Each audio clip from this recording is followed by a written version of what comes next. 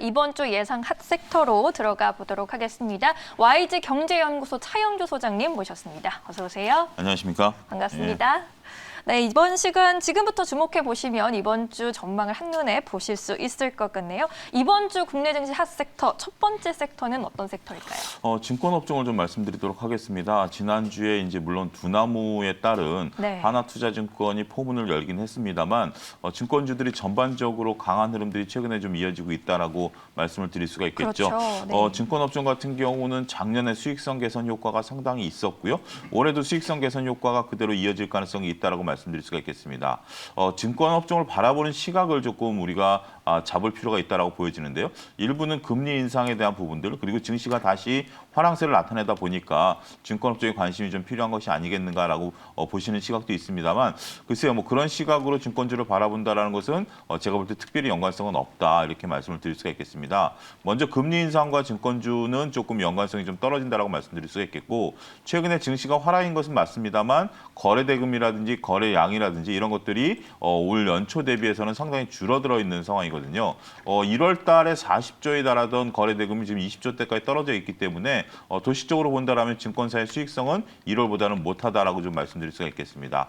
하지만 증권사 같은 경우 이렇게 수입 수수료에 따른 이자 수익이 그렇게 높기보다는 수입 이자 수입이 많습니다. 우리가 이제 작년 그 소위 말해서 영끌이 이에 따라서 신용에 대한 부분들이 작년 가을서부터 한도대로 그러니까 증권사들은 자기 자본 대비해서 2배까지 신용 대출이 가능한데요. 이 한도가 이미 다 차 있는 상태입니다. 그런데 이게 리볼빙이 되면서 3개월 단위로 리볼빙이 되면서 이자가 올라가는 구조를 갖고 있습니다. 그러니까 그때 당시에 신용을 들어가신 분들이 1월 이후에 주식시장의 조정을 받다 보니까 소위 물려 있는 상황이 되고요.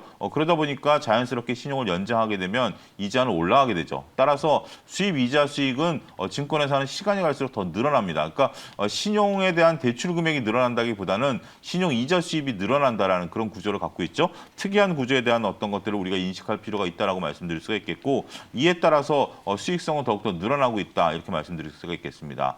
또 최근에는 그 직접 투자 대신 간접 투자에 대한 선호도도 동반해서 올라가고 있기 때문에 펀드 판매에 대한 수입 수수료 이자에 대한 것들 이런 것들도 늘어나고 있다라고 보여지는 거죠.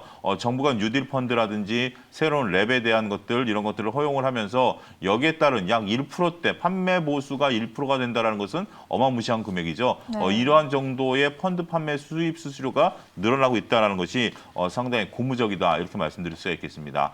따라서 증권업종 같은 경우 지금 현재 어떤 시세의 흐름, 틈새 전략이라기보다는 수익성 개선 효과에 따라서 증권업종 전반이 나름대로 지금 선방하고 있는 모습들을 보여주고 있다 이렇게 설명을 드릴 수가 있겠습니다. 네, 이 증권주가 그래도 이유 있는 상승이었다라는 생각이 드는 것 같습니다. 그렇다면 오늘의 탑픽 종목으로는 어떤 종목 보고 계시나요? 일단은 아무래도 그 개인들의 선호도가 높은 키움증권을 말씀드리도록 하겠고요. 키움증권 같은 경우 개인들 지금 시장 점유율이 1위죠. 증권회사 치고는 꽤 높은 30%대 점유율을 보이고 있기 때문에 그러한 부분들을 감안하게 된다면 키움증권에 대한 관심 필요하지 않겠는가. 그리고 차트상으로도 일단 조정을 받은 이후에 재반등 구간에 좀 들어와 있기 때문에 네. 나름대로 긍정적이다 이렇게 말씀드릴 수가 있겠습니다. 네, 탑픽 종목으로는 키움증권 꼽아주셨습니다. 현재 구간 13만 6천 원 선에서 전거래일 종가를 형성해 놓은 상태입니다. 다음으로는 또 어떤 섹터 알아봐야 할까요? 현재 지금 조선업종에 대한 움직임들 상당히 조금 조심스럽게 움직이고 있다 이렇게 말씀드릴 수가 있겠는데요. 조선업종 같은 경우 물론 수혜주 운하의 어떤 그 노이즈로 인해서 조선업종이 해운주와 같이 각광을 받기 시작했는데 일단 뭐 수혜주 운하에 대한 노이즈는 사라진 상황이죠. 그럼에도 불구하고 조선업종에 대해서 관심을 가져야 되는 이유 중에 하나는 최근에 선박 수주 소식들이 상당히 계속해서 들어오고 있습니다. 지난주만 하더라도 한국조선해양에 5척의 선박을 수주했고요. 올 들어서 지금 현재 삼성중공업 같은 경우도 거의 1년치 수주에 대한 잔고를 상당 부분 늘려놓은 상황입니다. 이게 보통 우리가 그렇죠. 그 모든 사업 계획이라는 게 연초에 세우고 연말에 가서 집행하는 경우가 상당히 많은데 그럼에도 불구하고 연초에 현재 집행이 되고 있다는 것은 그만큼 업계에 있어서 배가 부족한 현상들이 연일 벌어지고 있다라고 말씀드릴 수가 있겠습니다. 조선업종의 고질적인 저가 수주보다는 지금 현재 제값을 받고 수주를 하고 있는 모습들로 포착이 되고 있고요. 이런 모습들은 그 조선업종의 재무제표에 긍정적인 역할을 할 수 있을 것으로 말씀드릴 수가 있겠습니다. 현재 글로벌 물동량이 어마무시하게 좀 늘어나고 있는 상황이고요. 이런 것들은 현재 앞으로 바이든 대통령과 중국과의 관계 개선 그리고 코로나19 이후에 우리가 이제 생활이 정상화되면서 앞으로 경기가 다시 활성화가 된다라면 글로벌 물동량은 더욱더 늘어날 것으로 보여지고요. 전 세계에서 글로벌 물동량의 70%가 해운으로 선박으로 움직이고 있습니다. 그러한 부분들을 보면 앞으로 경기가 개선될 것은 뻔한 그 명약관한 일이고요. 그렇게 된다라면 해운 업종에 대한 배가 부족한 상황들이 연출이 될 가능성이 높다라고 보여지는 거죠. 더군다나 지금 현재 유럽 같은 경우는 에코 선박, 소위 말해서 친환경 배가 아니면 출입을 좀 금지하겠다. 지금 현재 글로벌 화두 아니겠습니까? 탄소 배출권에 대한 것들 이런 것들에 대해서 선박도 규제하겠다라고 하고 있기 때문에 친환경 선박을 가장 빠르게 정확하게 만들어낼 수 있는 게 우리나라다라고 말씀드릴 수가 있겠죠. 이번에 수에즈 운하발 그 일본 배의 어떤 노이즈, 그다음에 그 전에 있었던 중국 배에 대한 노이즈 이런 것들이 국내 선사에 대한 선호도를 더욱더 높일 것으로 보여지고 있고요. 그리고 이제 뭐 지금 가장 부족한 컨테이너선 같은 경우 현대 미포조선 같은 경우가 6개월이면 인도가 가능할 정도로 도크만 비어 있다라면 현재 지금 높은 기술력을 가지고 있습니다. 그 다른 배와 다르게 컨테이너선 같은 경우는 자동차를 찍어내듯이 찍어낼 수 있다는 장점을 가지고 있고요. 그러한 부분에 있어서 친환경 엔진을 현재 지금 한국조선해양 같은 경우 개발해내고 있고 여기에 미포조선 계열사죠. 그 배를 만들어내고 그렇게 된다라면 상당히 시너지 효과까지도 바라볼 수 있지 않겠는가 그렇게 좀 말씀드릴 수가 있겠죠.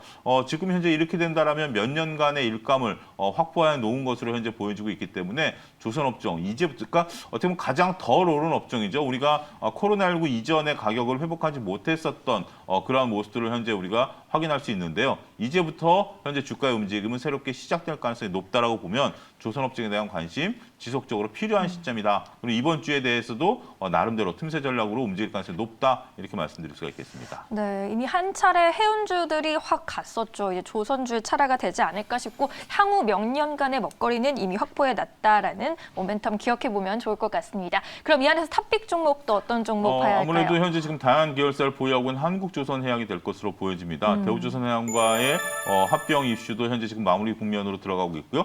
미포조선에 대한 부분들 이런 부분들이 감안하게 된다면 한국조선해양을 탑픽으로 선정해드리도록 하겠습니다. 네, 조선주 안에서는 한국조선해양을 탑픽 종목으로 꼽아주셨네요. 그러면 이제는 또 세 번째 섹터를 살펴봐야 할 텐데 LG그룹을 또 보는 게 좋을 것 같다고 네, 그렇습니다. 말씀해 주시는 현재 거죠? 지금 지난주에 LG전자 움직임이 진짜 드라마틱하게 움직이면서 LG그룹, LG디스플레이도 움직이고 있고요. 상당히 좀 고무적으로 움직이고 있다라고 좀 말씀드릴 수가 있겠습니다. LG전자 같은 경우는 현재 지금 특히 LG그룹 자체에서 보면 적자 사업부를 지금 현재 잘라내고 있죠. 네. 휴대폰 사업 부분들을 철수를 했고 이노텍에서 있어서의 LED 사업 부분도 작년 10월부터 공장 문을 닫았고 기계를 매각하겠다 현재 그런 얘기가 나오고 있습니다. 양대 적자 축을 현재 지금 잘라내겠다라는 젊은 총수의 결단이 현재 지금 돋보이는 부분들이다 이렇게 말씀드릴 수가 있겠고 휴대폰 사업 부분들을 매각하면 돈이 들어올 텐데 베트남 쪽에 매각하지 않고 철수를 했다라는 거 그런 것은 다양한 특허를 가지고 가겠다라는 겁니다. 지금 당장 돈이 필요하기보다는 적자를 잘라내는 것만으로도 LG그룹의 새로운 그 개편에 대한 부분들 그 대신 특허가 더 중요하다. 우리가 통신과 관련해서는 다양한 특허가 있기 때문에 이게 만약에 LG그룹이 전장 사업으로 진출하게 된다면 자율주행차라든지 AI라든지 이런 것들에 대해서 다양하게 쓰일 수 있다라는 거죠. 여기에 또 LG 통신까지 이제 감안하게 된다면 다양한 모멘텀을 활용할 수 있는 그런 계기가 될 것이다라고 말씀드릴 수가 있겠습니다. 우리가 지금 현재 중견그룹주들에 대한 움직임들 상당히 고무적인데요. SK도 마찬가지고요, LG도 마찬가지고 최근에 코오롱이라든지 포스코 그룹들 이런 부분들의 움직임들이 나름대로 그러니까 시장에 있어서 특별히 제가 언급을 드리니까 주가들이 올라가는 것들이네 이렇게 인식을 좀 하실 수가 있습니다. 지난주 금요일 날 SK도 크게 올랐고요. 코오롱 같은 경우는 거의 상한가까지 올라가는 모습들이었죠. 네. 우리가 그동안에 자동차, 2차 전지, IT에만 빠져 있었던 생각 속에 이런 중견 그룹주들의 움직임이 상당히 고무적으로 움직이고 있기 때문에 이번 한 주도 별로 이 중견 그룹주 거론하는 분들 보지 못했습니다. 따라서 거론되지 않을 때 여러분들이 사시는 게 좋은 전략이 된다. 물론 코오롱 같은 경우 많이 올랐기 때문에 다소 가격적인 부담감은 있습니다만 뭐 포스코라든지 지난주 강했던 SK라든지 LG 같은 경우 상당히 고무적이죠. 이들의 공통점을 보면 사업에 대한 구조 개편이라든지 그다음에 아니면 총수가 바뀌었다라든지 아니면 SK같이 총수가 전면에 나서기 시작했다라든지 그런 모습들을 보는 거죠. 2020년을 겪고 난 이후에 회사가 그동안 좀 2020년은 다들 어려웠죠. 그 속에서 선방하는 것들이 뭐 IT라든지 자동차, 2차 전지였는데 이제는 새로운 먹거리를 향해서 달려가고 있다라고 말씀드릴 수가 있겠습니다. 그게 자율주행이 됐던 뭐 수소 사업이 됐던 아니면 무슨 뭐 전장 산업이 됐던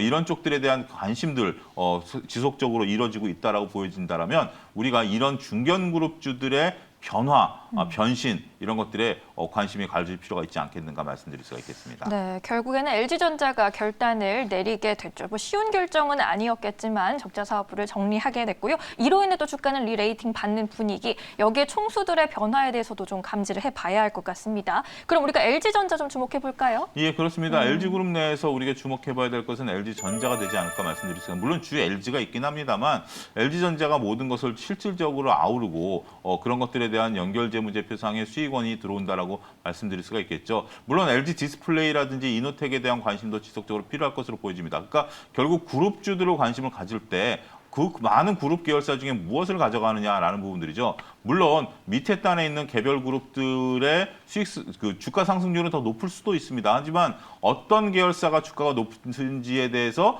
좀 점치기는 어렵죠. 나중에 결과론적으로 확인될 것이기 때문에 따라서 가장 확실한 것은 그룹의 대장주들이 아무래도 물론 수익률은 다소 떨어질 수도 있긴 하겠습니다만 가장 안정적으로 가장 움직일 수 있는 그런 모멘텀을 가지고 있지 않겠는가 그렇게 좀 말씀드릴 수가 있겠습니다. 네, 이렇게 LG전자에 대한 이야기까지 들어봤습니다. 차영주 소장님 말씀 여기까지 들을게요. 오늘 말씀 고맙습니다. 감사합니다.